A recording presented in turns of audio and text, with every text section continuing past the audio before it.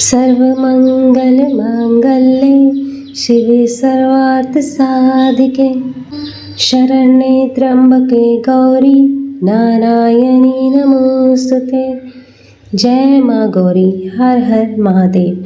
प्रिय भक्तजनों, सावन का महीना भगवान भोलेनाथ को समर्पित है और सावन का मंगलवार माता पार्वती जी को सावन के मंगलवार को मंगला गौरी की पूजा अर्चना की जाती है।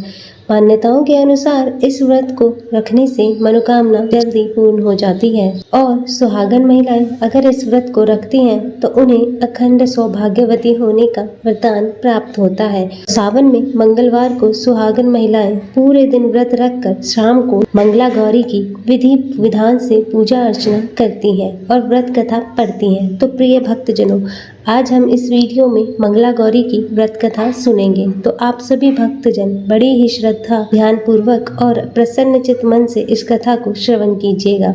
तो सभी प्रेम से बोलिए भगवान भोलेनाथ की जय, माता पार्वती की जय, सर्व देवी देवताओं की जय। एक गांव में एक बुढ़िया माई रहती थी। बुढ़िया माई का एक बेटा था जिसका नाम भोला था। उसकी बहुत ही सुंदर पत्नी थी। भोला अपनी माँ का बहुत ख्याल रखता था। बहू भी बहुत ही सीधी थी, लेकिन बुढ़िया माई दिन रात बहू से झगड़ा करती रहती थी। एक दिन बुढ़िया माई ने घर आकर बताया, बहू सुन, मैं शिवजी के मंदिर से आ रही हूँ। वहाँ सब बातें कर रहे थे कि यदि सावन के सोमवार व्रत कर अगले दिन मंगल को मंगला गौरी का व्रत किया जाए तो भोले बाबा और माँ पार्वती की कृपा से तुझे बेटा प्राप्त हो सकता है। तब रूपा ने कहा, लेकिन माँ जी, मैं तो केवल सोमवार का व्रत करती हूँ। अब आप कह रही हैं तो इस बार मैं दोनों व्रत करूँगी। लेकिन बुढ़िया माई केवल अपनी बहू को परेशान और भूखा रखने के लिए यह सब कह रही थी। और उसने आगे कहा, अरे ऐसे व्रत नहीं करना है। दोनों दिन कुएं में 7 घड़ों से पानी लाकर शिवलिंग पर चढ़ाना है। तब रूपा यह सुनकर परेशान हो गई और उसने कहा, माँ जी, मैंने तो यह सब करते किसी को नहीं देखा। तब यह सुनकर बुढ़िया माई को क्रोध आ गया और उसने कहा, मैं क्या झूठ बोल रही हूँ? यह केवल संतान प्राप्ति का उपाय है जो तुझे करना पड़ेगा। यह सुनकर रूपा चुप हो जाती है और कुछ दिन बाद सावन का महीना शुरू हो जाता है और रूपा ने पहले सोमवार को सुबह पूजा पाठ कर व्रत शुरू किया और 7 घड़े पानी कुएं से भरकर शिवजी पर चढ़ा दिया। और कुआं मंदिर से काफी दूर था, इसलिए उसे यह सब करने में काफी समय लग गया। और जब शाम को रूपा वापस आई तो देखा भोला बहुत ही गुस्से में घर के बाहर बैठा है। तब रूपा के पूछने पर उसने गुस्से में कहा कि तुम कहाँ चली गई थी? इतनी देर लगती है क्या जल चढ़ाने में? घर में मेरी माँ भूखी बैठी है और तू घूम घूम कर पूरा गांव देख रही है। और ऐसा कहकर भोला ने उसे मारा। तब रूपा मार खाकर बिना कुछ खाए ही सो गई। और अगले दिन उसकी सास ने कहा, बहू, आज फिर से तुझे जल चढ़ाना है। और यह सुनकर रूपा ने कहा, माँ जी, मैंने कल से कुछ खाया नहीं है और इन की मार से मेरा पूरा शरीर दुख रहा है। आज मैं कलश कैसे उठा पाऊंगी? तब यह सुनकर बुढ़िया ने कहा, कुछ भी हो, लेकिन यह तो तुझे करना ही पड़ेगा। तब रूपा पूजा करने मंदिर में चल दी और पूजा करने के बाद वह कुएं पर आई और बड़ी ही मुश्किल से उसने अपना कलश भरा और वहां से चल दी। लेकिन कुछ देर चलने पर वह गिर पड़ी और उसका मटका भी टूट गया। तब रूपा एक पेड़ के नीचे बैठकर रोने लगी। तभी वहां एक साध्वी आई। उसने कहा, बेटी, क्यों रो रही हो? तब रूपा ने रोते हुए सारी बात बता दी और उसकी बात सुनकर साध्वी ने कहा, बेटी, तू एक काम कर, 1 लोटा जल का ले और उसमें 7 बार थोड़ा थोड़ा शिवलिंग पर चढ़ा देना और घर जाकर अपनी सास से कहना, मैंने जल चढ़ा दिया है। और रूपा ने कहा, लेकिन यह तो झूठ होगा और मेरा मटका भी टूट गया है। तब साध्वी ने कहा, यह ले लोटा, इसमें जल भरकर चढ़ा दे और इसे घर ले जाना, लेकिन छिपा कर रख देना। तब रूपा ने ऐसा ही किया और दोपहर को वह घर पहुंच गई। तब बुढ़िया माई के पूछने पर उसने वही बता दिया जो साध्वी जी ने उसे बताया था। और फिर शाम को माँ मंगला की पूजा करके उपवास पूरा किया और इसी तरह 2 मंगला गौरी व्रत पूरे हो गए। लेकिन जब तीसरे व्रत की बारी आई तो बुढ़िया माई चुपचाप रूपा के पीछे गई और उसने सब देख लिया और बुढ़िया माई ने घर आकर अपने बेटे को सब बता दिया और भोला ने फिर रूपा को मारने के लिए जैसे ही हाथ उठाया, माँ पार्वती प्रकट हो गई और उन्होंने कहा, रुक जा भोला। यह सुनकर भोला रुक गया। तब बुढ़िया माँ पार्वती माता के पैरों में गिर गई और भोला भी माफी मांगने लगा और माँ पार्वती ने कहा, माफी मांगनी है तो इससे मांग जो तेरे और तेरी माँ के जुल्म सहकर भी पत्नी धर्म निभा रही है। तब भोला ने रूपा से माफी मांगी। बुढ़िया माई ने कहा, बेटी मुझे माफ कर दे, तुझे परेशान करने के चक्कर में ही मैंने ये सब कहा था। तब रूपा ने कहा, माँ इस संसार से मेरा मन भर गया है, आप मुझे अपने साथ ले चलिए। तब माता पार्वती ने कहा, ठीक है, आज से तू मेरी कृपा से एक जंगल में आश्रम बनाकर भक्ति करेगी, लेकिन इन दोनों को सजा अवश्य मिलेगी। तब रूपा ने कहा, माता इन्हें माफ कर दीजिए और यह सुनकर माता पार्वती ने कहा, आज तुम्हारी बहू के कारण तुम्हें जीवन दान मिला है, जाओ इस लोटे को रख लो, तुम्हारे घर में कभी अन्न धन की कमी नहीं होगी। लेकिन मैं अपनी बेटी को अपने साथ ले जा रही हूँ। और माँ की कृपा से रूपा ने एक आश्रम बनाया जिसमें बहुत सी स्त्रियां जो घर से दुखी थी आकर भगवान की भक्ति करने लगी। हे माँ मंगला गौरी, जैसी कृपा आपने रूपा पर की वैसी ही कृपा इस कथा को कहते सुनते और हुंकारा भरते पर सभी पर बनाए रखिएगा। तो सभी प्रेम से बोलिए, जय माता पार्वती की, जय भगवान भोलेनाथ की, सर्व देवी देवताओं की जय। आइए सुनते हैं मंगला गौरी व्रत की एक और कथा।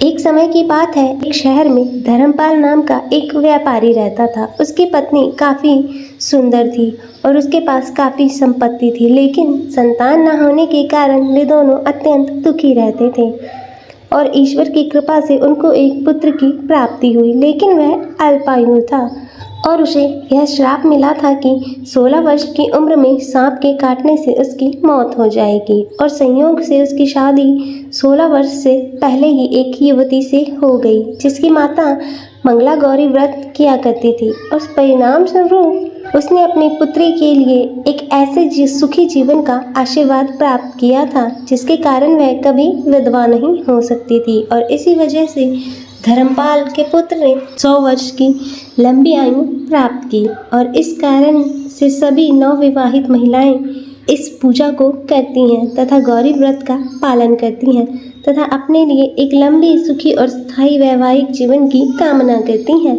जो महिला इस मंगला गौरी व्रत का पालन नहीं करती तो उस महिला को श्री मंगला गौरी की पूजा कम से कम करनी ही चाहिए। और इस कथा को सुनने के पश्चात विवाहित महिला अपनी सास व ननद को 16 लड्डू देती हैं और इसके उपरांत वे यही प्रसाद ब्राह्मण को भी ग्रहण कराती हैं और इस विधि को पूरा करने के बाद व्रती 16 बाती वाले दीपक से देवी की आरती करती हैं और व्रत के दूसरे दिन बुधवार को देवी मंगला गौरी की प्रतिमा को नदी अथवा पोखर में विसर्जित कर दिया जाता है। अतः हे मंगला गौरी, हे माँ गौरी के सामने हाथ जोड़कर अपने समस्त अपराधों के लिए एवं पूजा में त्रुटियों के लिए क्षमा अवश्य मांगे। इस व्रत एवं पूजा के अनुष्ठान को परिवार की खुशी के लिए लगातार 5 वर्षों तक किया जाता है। अतः इस मंगला गौरी व्रत को नियम अनुसार करने से प्रत्येक व्यक्ति के वैवाहिक जीवन में सुख की बढ़ोतरी होती है तथा पुत्र पुत्री की प्राप्ति होती है एवं पुत्र पुत्री का जीवन भी सुखपूर्वक व्यतीत होता है। ऐसी इस मंगला गौरी व्रत की महिमा वर्णित की जाती है। अतः हे माँ गौरी, इस कथा को कहते सुनते और हुंकारा भरते सभी पर अपनी कृपा सदैव बनाए रखना और सभी के जीवन से कष्टों को दूर करना, सभी के जीवन में सुख और समृद्धि देना। तो सभी प्रेम से बोलिए, माता पार्वती की जय, भगवान भोलेनाथ की जय, सर्व देवी देवताओं की जय। प्रिय भक्तजनों, तो मैं उम्मीद करती हूँ कि आपको यह आज की कथा पसंद आई होगी। अगर वीडियो अच्छी लगी हो तो इसे लाइक करें और ज़्यादा से ज़्यादा शेयर करें और कमेंट बॉक्स में माता पार्वती की जय लिखना न भूलें और शिव भक्ति संसार को सब्सक्राइब कर नोटिफिकेशन बेल को ज़रूर ऑन करें। जय माता मंगला गौरी की। हर हर महादेव। ओम नमः शिवाय।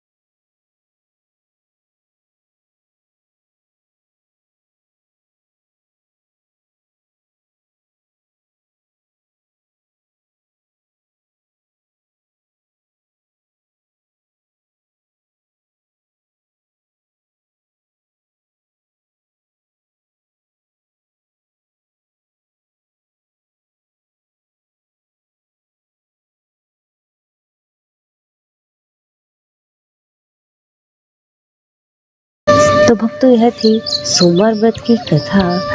आशा करती हूँ आपको यह वीडियो पसंद आई होगी। वीडियो पसंद आई हो तो चैनल को लाइक, शेयर, सब्सक्राइब और कमेंट में हर हर महादेव लिखें। हर हर महादेव। ओम नमः शिवाय।